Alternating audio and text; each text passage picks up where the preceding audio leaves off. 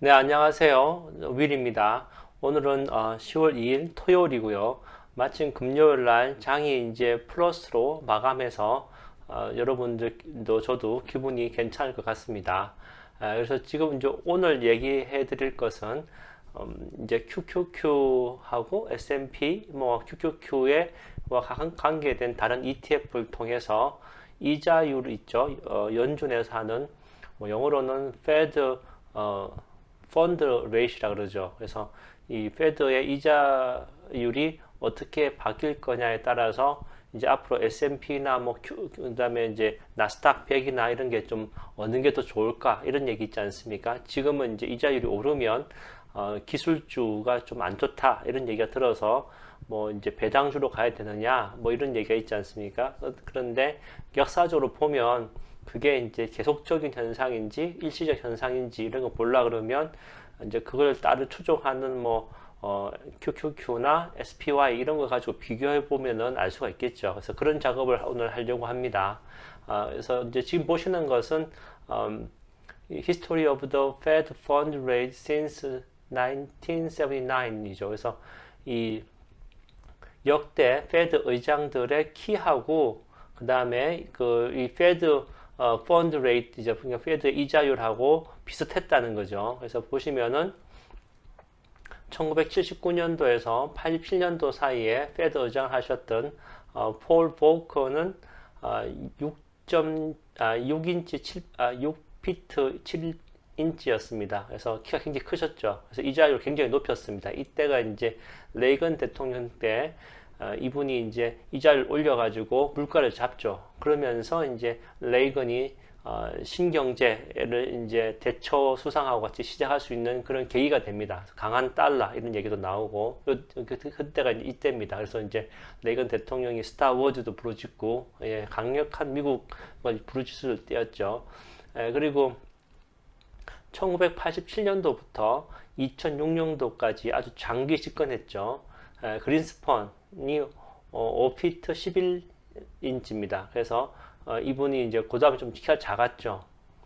그리고 이제 뭐 닷컴 버블로 물러나게 되시죠. 그래서 그 이후로 이제 들어온 것이 2007년도부터 2014년까지 7년 동안 하셨던 벤 버냉키 5피트 8인치였습니다. 그래서 이분이 보시면 키가 점점 작아지죠. 페드 의장들이. 그래서 이제 이자율도 점점 줄었고, 그다음에 우리 이제 잘 아시는 것처럼 2014년부터 2018년까지 이때가 자넷 옐런 이분은 이제 제일 키가 작으신 분이시죠. OPC였습니다. 그래서 뭐 쫙 깔렸죠 이자율이 그죠. 그러고 나서 제롬 파웰이 6피트입니다. 그래서 이제 2018년부터 페드 의장을 하고 계시는데 이자율이 좀 올랐죠. 그리고 다시 지금 좀 내렸는데 그래서 이분이 계시는 동안에 앞으로 더 오를지는 이제 앞으로 봐야겠죠. 2021년도니까요. 자, 그래서 이 의장들의 키처럼 그죠? 계속 내렸는데 실질적으로 페드 펀드 레이시 어떻게 됐는지 한번 보여주시겠습니다.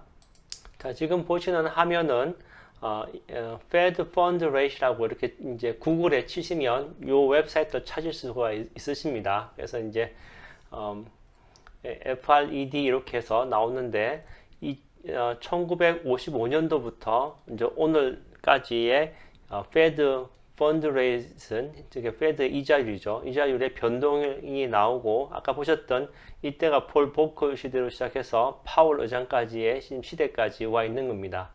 그리고 이제 이 회색 선이 리세션 기간이 되겠습니다. 그래서 우리가 관심을 가지는 것은 요 2008년도, 2009년도 이때 이제 서브프라임 모기지로 이렇게 리세션이 왔고 요때 이제 이자율을 제로로 내렸다가 이제 올리지 않습니까? 이때 처음으로 이제 양적 완화가 되고 양적 완화 이후에 이제 테이퍼링 이후에 이제 다시 이자율을 올리는 이런 단계가 있었습니다. 그래서 이번에 2019년도 이제 팬데믹에 의한 리세션은 2008년도의 서프라임 모기지 사태 때를 비슷하게 이제 닮아가지 않을까 이런 것으로 보면은 이때가 제 생각으로 한 2012년부터 보시면 될 것 같은데요. 그래서 줄이면은 2012년으로 그죠? 이쯤 줄이면 예 이제 조금 더 늘려볼까요?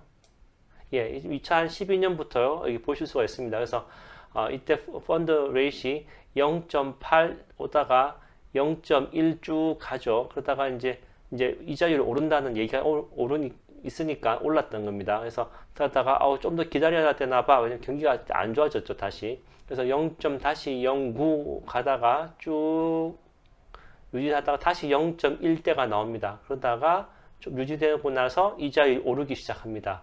여기 지금 보시면은 0.1 이렇게 좀 회복되는 것 같다가 다시 0.0대로 오죠. 그러다가 최근에 0.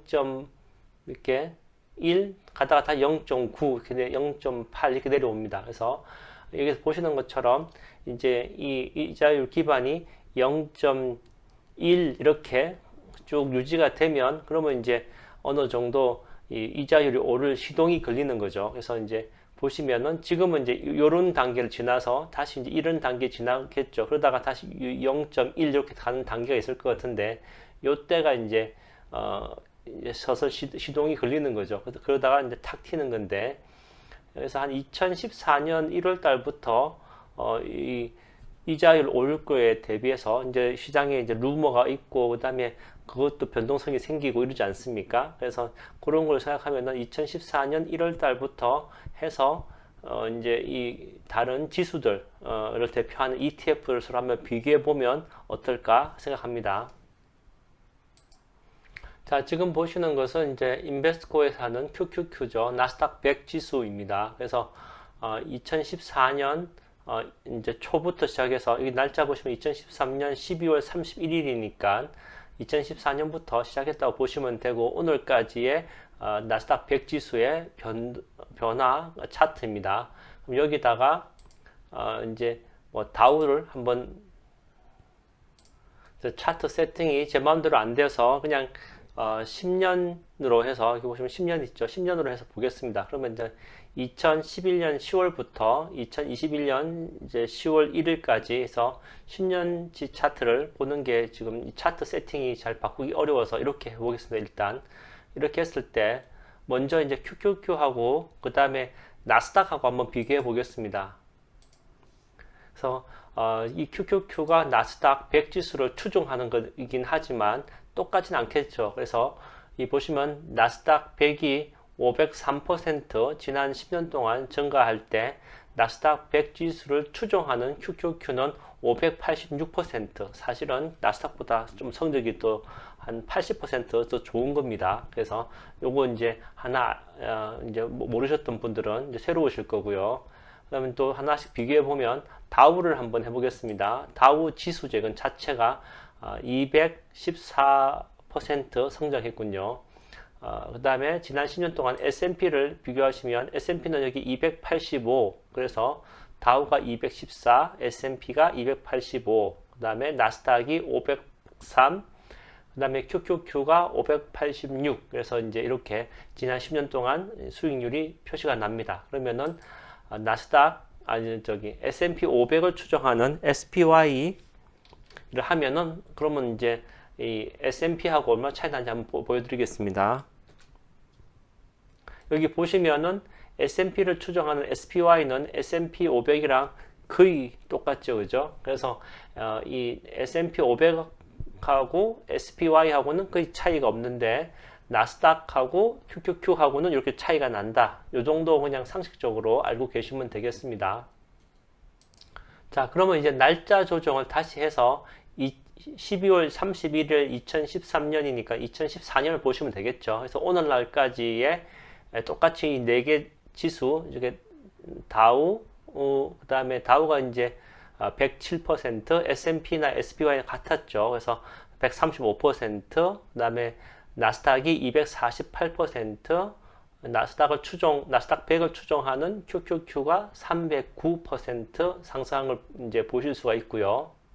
자, 그럼 다시 이제 페더럴 펀드 레이트에서 다시 와서 이제 2014년부터 지금 이제 보는데 2019년까지 이렇게 보면 될 것 같습니다. 그죠? 이때까지 보면 될 것 같습니다. 그러면 한 1년, 2년, 3년, 4년 정도 되겠군요.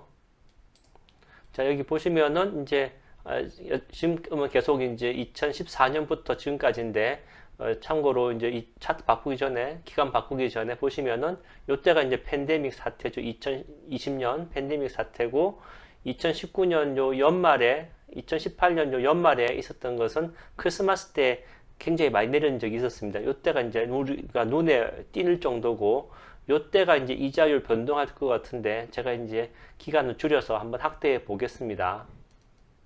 자, 다시 보시면은 여기가 2015년 11월, 12월, 그 다음에 2016년 1월, 2월 요때가 되겠습니다. 요때 중심으로 보시면 되겠죠. 자, 보시면 2015년 요때가 10월, 그 다음에 여기가 11월, 그 다음에 12월, 2016년 1월, 2016년 이제 2월 이렇게까지 보실 수가 있겠습니다. 그래서 이때 이자율이 많이 오를 때 시장의 변동성이 컸다는 거는 이제 우리가 이게 요 정도 보시면은 아주 큰 건 아실 수가 있죠. 그리고 또 이자율 그 다음부터 또 올리기 시작하니까 조금씩 이제 변동하는 건 있지만 어느 정도 이제 요 적응기가 지나고 나면 그 다음부터 쭉 올랐던 거 보입니다. 그래서 적응기를 한번 보면은 이때쯤으로 한번 보시면은 이때가 8월입니다. 8월, 9월, 11월 자, 다시 세겠습니다. 8월, 9월, 10월 예, 90, 11, 12, 1, 2 뭐 길게 보면 3까지 가겠죠. 그래서 한 6개월 정도, 예, 요 6개월 정도가 약간 좀 변동성이 컸다는 거. 그래서 아마 이번에도 우리가 경험했지만 9월, 10월이 미국의 회계 연도로 보면 연말 연시에 해당되는 거죠. 이 사람들은 이제 9월에서 10월이 되면서 연말 연시 이제 1년 회계 연도가 끝나고 시작하는 거니까 그래서 이제 내년에 이제 뭐 이 지금 테이퍼링을 11월 달부터 하면은 한 6월 달쯤 끝나게 되고 그러면은 지금 현재 인플레이션이 좀 이제 압력이 높아지고 있으니까 그래서 일찍 한다고 만약에 레이트를 다시 올린다고 치면 그러면은 한 이제 이 8, 9, 10 이렇게 이제 들어가면서 변동이 시작하겠죠. 그래서 이제 요런 거를 한번 처음 주식하신 분들은 이제 요 8, 9, 10 이런 느낌이 없지 않습니까? 이제 투자 오래 하신 분들은 이제